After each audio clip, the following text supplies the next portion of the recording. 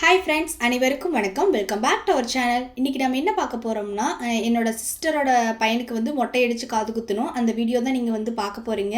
என்னடா மொட்டை அடித்து காது குத்துறேன்னு சொல்கிறாங்க, குழந்தையா இருக்குன்னு பார்த்தா ரொம்ப பெரிய பையனாக இருக்குன்னு நினைக்கிறீங்களா? ஆமாங்க, அவனுக்கு வந்து இப்போ 8 இயர்ஸ் வந்து முடிஞ்சு இப்போ 9 இயர்ஸ் வந்து ஸ்டார்ட் ஆகிருக்கு. இதை விட்டாலுமே பார்த்திங்கன்னா ரொம்பவுமே லேட் ஆயிரும். சரி, ஓகே, இந்த இயரே வந்து நம்ம வந்து காது குத்திக்கலாம் அப்படின்னு சொல்லி பிளான் பண்ணி தான் சரி இந்த இயர் வந்து குத்தி விட்டுட்டோம். அந்த அன்றைக்கி பார்த்திங்கன்னா 9 மணிலேருந்து 10 மணி வரைக்கும் தான் நல்ல நேரம்னு சொல்லியிருந்தாங்க. சரின்னு சொல்லிட்டு ஃபஸ்ட்டு வந்து மொட்டையை அடிச்சுட்டு அதுக்கப்புறம் வந்து பக்கத்துலேயே வந்து குளிச்சுட்டு எல்லாமே வந்து ரெடி பண்ணிவிட்டு மேலே போயிட்டோம். மலைக்கு மேலே தான் போயிட்டு காது குத்துற ஃபங்க்ஷன் வந்து வச்சுருந்தோம்.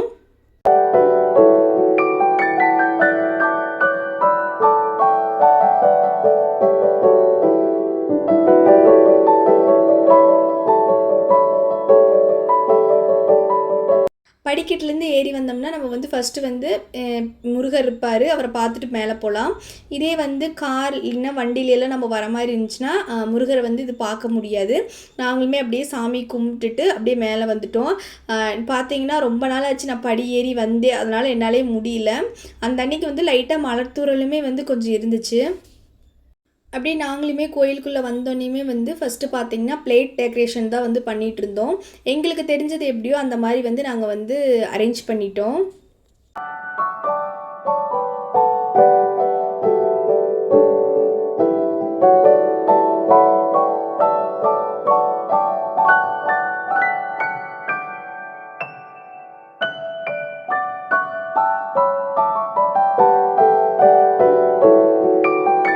பிளேட் டெக்கரேஷன் பார்த்திங்கன்னா ஃபுல்லாகவே வந்து என் சிஸ்டரும் அப்புறம் கலையும் தான் வந்து சேர்த்து பண்ணாங்க. நான் பார்த்திங்கன்னா சும்மா அவங்க என்ன சொல்கிறாங்களோ அதை மட்டும் எடுத்து மட்டும்தான் வச்சுட்ருந்தேன். அப்படியே டெக்கரேஷன் முடிஞ்சதுக்கப்புறம் இந்த சைடு பார்த்திங்கன்னா தம்பிக்குமே வந்து சந்தனம் வந்து பூசி விட்டுட்டோம்.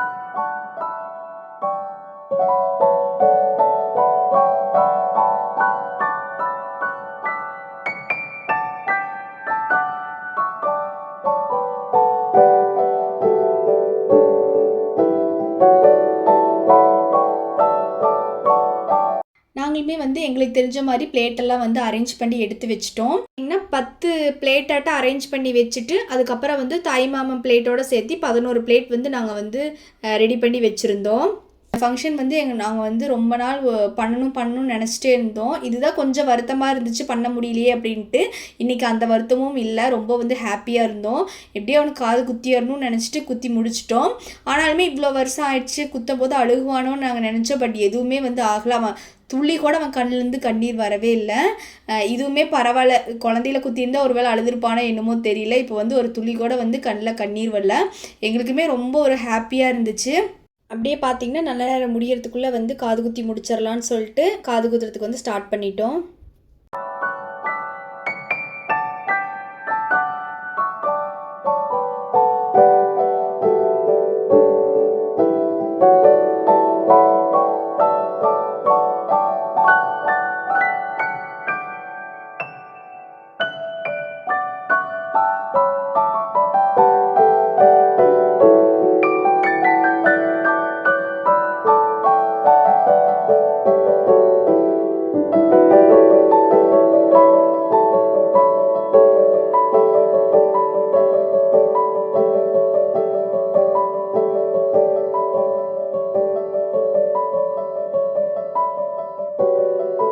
ஃபைனலி எங்களோட நீண்ட நாள் ஆசை வந்து நிறைவேறிடுச்சு. தம்பிக்குமே வந்து காது குத்தி முடிச்சிட்டோம்.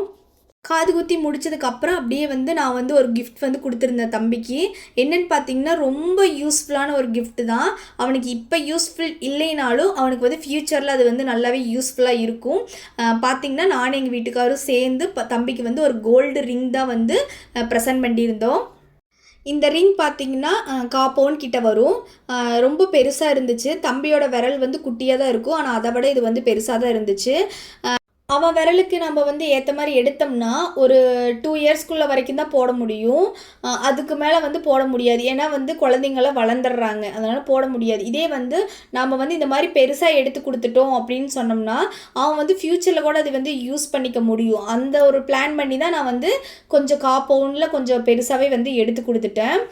இப்போ விற்கிற தங்க விலைக்கு வந்து நம்மளால் வந்து கோல்டெல்லாம் வந்து நினச்சி பார்க்கவே முடியாது. அதனால் நம்மளால் முடிஞ்சது இந்த மாதிரி வந்து ஒரு குட்டி குட்டி ஃபங்க்ஷனில் வந்து கோல்டு மாதிரி நம்ம கொஞ்சமாக சேவ் பண்ணி கொடுத்துட்டோம்னா அவங்க அது ஃப்யூச்சரில் அவங்களுக்கு வந்து ரொம்பவுமே வந்து யூஸ்ஃபுல்லாக இருக்குன்னு தான் நான் வந்து அந்த மாதிரி பிளான் பண்ணி எடுத்து கொடுத்துட்டோம்.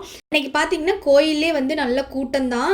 இந்த மாதிரி வந்து 2-3 ஃபங்க்ஷன்லாம் வந்து இருந்துச்சு. குழந்தைங்கள வந்து தொட்டியில் போடுறது, பேர் வைக்கிற ஃபங்க்ஷன் வந்து அப்படின்னு சொல்லிட்டு ஒரு 2-3 ஃபங்க்ஷன் இருந்துச்சு. ஸோ அதனால் பூஜை பண்ணுறதுக்கே கொஞ்சம் லேட் ஆயிடுச்சு. பூஜையெல்லாம் முடிஞ்சிட்டு நாங்களுமே வந்து பிரகாரத்தெல்லாம் சுற்றி கும்பிட்டு வந்துட்டோம்.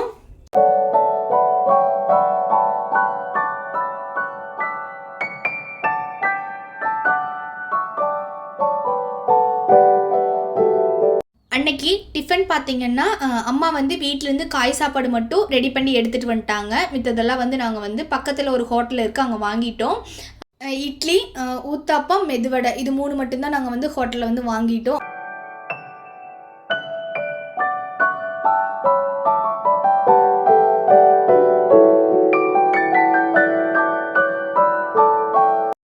எனக்கு பார்த்திங்கன்னா இந்த ரீசெண்ட் டேஸில் வந்து கண்ணாடி வேலையில் வந்து ரொம்பவுமே பிடிக்க ஆரம்பிச்சிருச்சு. ஃபஸ்ட்டெல்லாம் என் தங்கச்சி தான் வந்து ரொம்பவுமே விரும்பி போடுவாங்க. இப்போ வந்து நானுமே வந்து விரும்பி போட ஆரம்பிச்சிட்டேன். என்ன மாதிரி உங்களுக்குமே வந்து கண்ணாடி வேலையில் வந்து பிடிக்கும்னு சொன்னால் கமெண்டில் வந்து சொல்லுங்கள். இதோட இந்த விளாக் வந்து முடியுது. இந்த விளாக் வந்து பிடிச்சிருந்தா லைக் பண்ணுங்கள், ஷேர் பண்ணுங்கள், கமெண்ட் பண்ணுங்கள். புதுசாக யாராவது நம்ம சேனலை பார்த்துட்டு இருந்தீங்கன்னா சப்ஸ்கிரைப் பண்ணி வச்சுக்கோங்க. இன்னொரு இன்ட்ரெஸ்டிங் வீடியோவில் பார்க்குறேன். பாய்.